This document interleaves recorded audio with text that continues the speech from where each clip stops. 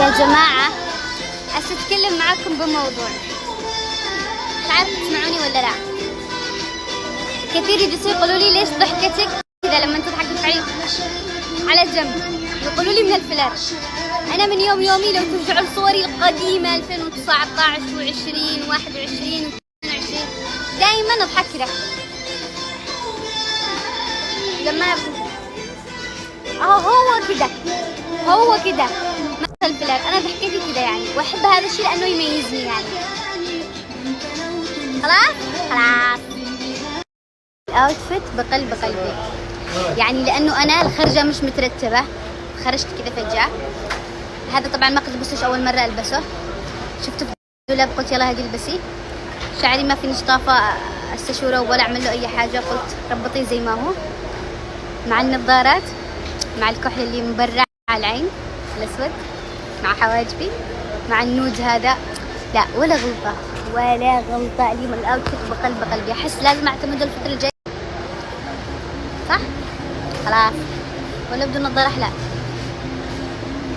يا عمري، ما أحلى الله يحفظني. في الحالة هذه ما نستغناش عن شات جي بي تي. ادخلي اشرحي له وتكلمي معه، بعدين رسلي له القماش، قولي له افكار، رسلي له مثلا تصاميم انت حاباها، قولي له يجيب لك تصميم خاص فيني او حاجه تناسب لي. والله انه ينفع قسما بالله، احسن من ما استغنيش عن البشر اكيد، بس حرفيا لما ما يكونش في ناس يساعدوني انا ادخل شات جي بي تي. الماسكارا من بيكس بيوتي براند بلقيس فتحي، هي احب استخدمها، واحب استخدم برضه توب فيس اللي هي 3 في 1 الوجي، بس هذه الفترة استخدم الماسكارا هذه. شوفوا والله تحفة حرفيا. صورت لكم هي قبل امس، روح بصورها لكم مرة ثانية. عجبي اصلا انا ارتبهم بين فترة وفترة واخليهم كذا، وبعدين ارجع ارسم عليهم، املي الفراغات، برجع اصور لكم. مش عارفة اشرح. ثبت هذا الشيء بالانستا في البايو، روحوا ضيفوني انستا ومثبتته. بس بعيد لكم السالفة هنا عادي، مش مشكلة.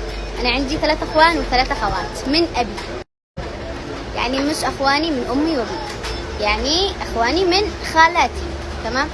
ليش ما اصور معاهم؟ لانه انا يا جماعة تربيت عند امي، و يعني ما شفتش ابي الا تقريبا 2 أو 3 مرات بحياتي، واخواني كلهم عايشين بامريكا.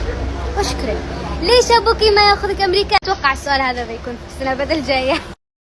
انا بالذات ما تعامل زي حد، والله اني امس تصورت مع ناس كثير في الممشى، حتى وانا اكل كنت اقوم اتصور معاهم وارجع، يعني ما تعامس. بس يمكن انت ما جيت تكلمني، يعني انت قلت لي ممكن اتصور معاكي وانا رفضت، هنا اتكلم. لكن انا جيت مركزه مثلا في عيون الناس اللي يتصور معايا، ممكن ما يتصور واحط نفسي في حراج. فاللي يكون يشوفني يجي يقول لي هديل اللي تصور معاكي، انا من فين اعرف؟ يعني من فين ينزل لي الوحي يعرف؟ حسابي الانستا موجود، كيف ما يفتح عندك؟ موجود فيه 750,000. حسابي الانستا موجود، كيف هذه كنت اسمعها ب 2022 كانت تعجبني موت. الفنان هذا غناها وما عاد غناش، مانيش داريه ليش، بس الاغنيه دي قوي تعجبني. الخارج